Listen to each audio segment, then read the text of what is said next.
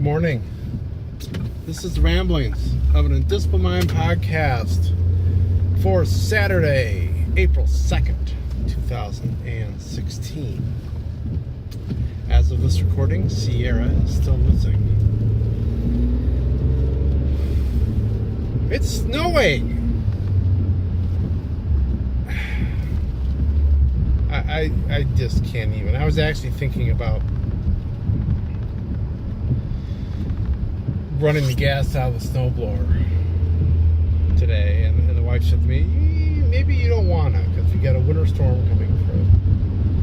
And I just popped out here to return my Redbox movie and get an oil change.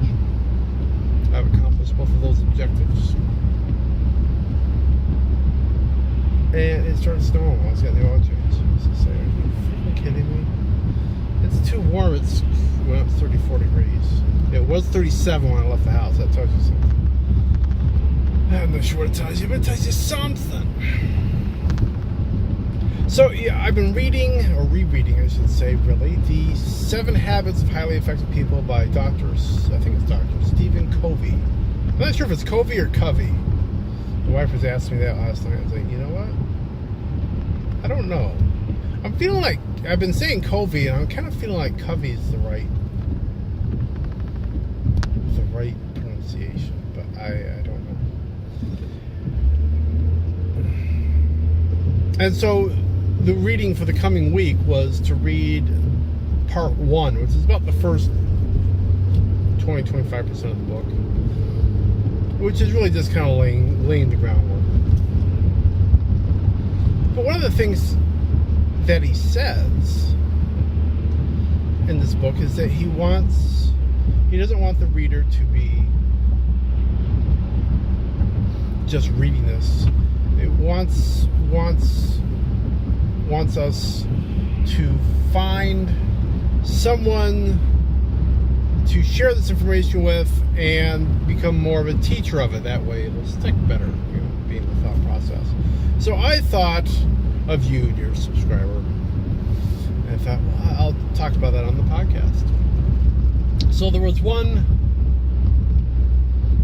thing that stood out to me that I thought would be interesting to talk about, and that was the P/PC balance. So that's letter P, a slash, letter P, letter C, and then of course with balance.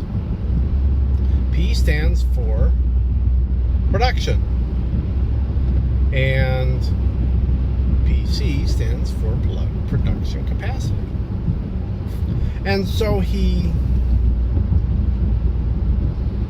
told the story of the golden goose as a way of describing this. And so the story as he told it, I don't know if this is the definitive story or what, but the story as he told it is that, farmer checks the nest under his goose for eggs, and one day, and there is a golden egg there, and he gets it appraised, and it's pure gold.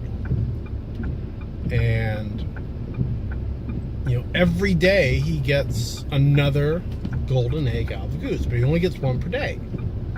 And so after a while, he becomes really, really rich because he's got all this gold. But it's not enough for him. He doesn't want to wait. He doesn't want to have to, he doesn't like being stuck with this stricture of one per day. And so he kills the goose and opens it up, presumably with the thought process that it's going to be filled with eggs. I don't know. I don't know why a farmer would think that, but it's a story. What the hell? Go with it. But of course, there are no golden eggs inside. There's no mass of golden eggs inside the goose. And now that he's killed it, there will be no more golden eggs coming. So so you had the eggs were the production. The goose was the production capacity. And so what he's talking about is there's a balance there. You have to have a balance between production, the output you want from something or someone, and their capacity to do so. And there's a lot of things that capacity, I think was the main. Well, this is a crappy road. That was the main point he was trying to get at. He also used the example of, if he wants his teenage daughter to clean her room, that's the production that he wants. But her capacity to do that production is going to be based upon a lot of factors. If he hasn't been building the relationship in there between them adequately, she might not meet his request happily to do this thing, to do this little thing of cleaning the room. She might resist.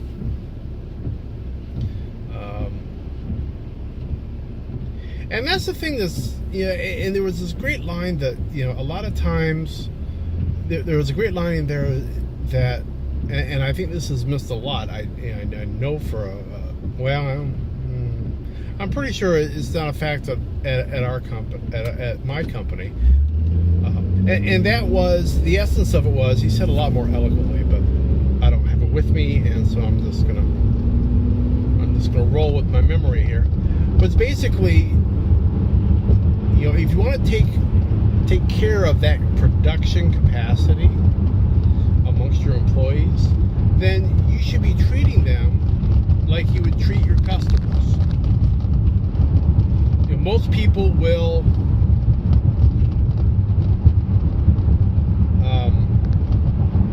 I'm just kind of pausing here because I'm kind of looking at the spot here, and this is like one of the key, this area here is one of the key areas in the Nesrela books. It's different than it is in my brain, but whatever. Anyway, I was just reading about that yesterday when I was at it.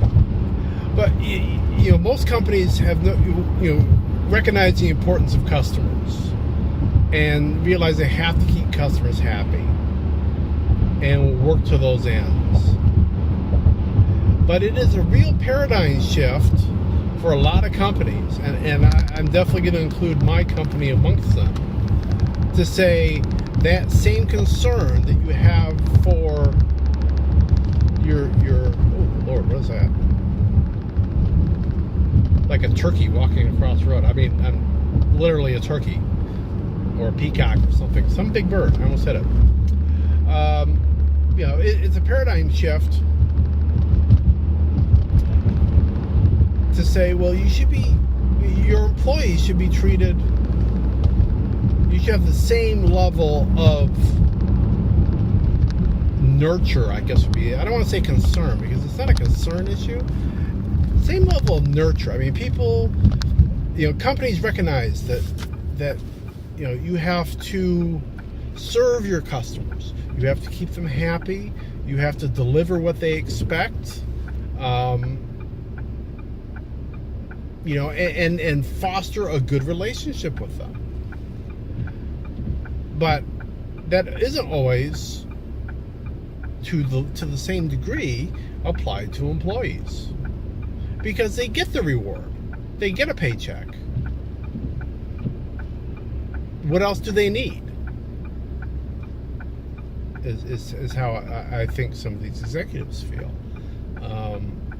And so that was interesting, that you aren't going to get the same production out of any resource if you aren't working to keep up the capacity for it. You have to, I just got an oil change on this car. If I didn't do oil changes, after a period of time, the car would break down. We would lose capacity. It might even damage the engine because it's been running, worn out oil for an extended period of time. And I would permanently lose production capacity at that point. So yeah, I thought that was an interesting concept to really, and you think about machines, and you can think about a machine on a shop floor. You go, oh yeah, you got to do the maintenance on it. You got to do all this stuff. But it's what he's doing is he's saying, yes, that is a concept and that exists, but you need to apply that to your relationships and you need to apply that to your personal effectiveness as well. Your personal effectiveness as just a worker, but also your personal effectiveness as a leader. You aren't being effective as a leader if you aren't making sure that you are keeping up the production capacity of those people that you're leading. And that's kind of what the gist of it was that he was getting at. And I thought that was an interesting lesson. So that's what I thought I'd share with you today. My plan is there are 7 habits. And so from this point forward, we have, I believe, a habit a week, if I remember the syllabus correctly. So that we have to read about. Because it's basically like each habit is a chapter, I think. Chapter or section. So I will, as I read through this, I'm going to share what I'm learning with you as kind of, meeting that charge of not just reading it, but teaching it. And hopefully it'll be effective for me in internalizing the information. And it will also be maybe helpful for you. Who knows? But yeah, I guess that's really all I have to say for today. Other than, gosh, I wish the snow would stop. But I will be back on Monday, and I'll be talking to you then. So, be seeing you.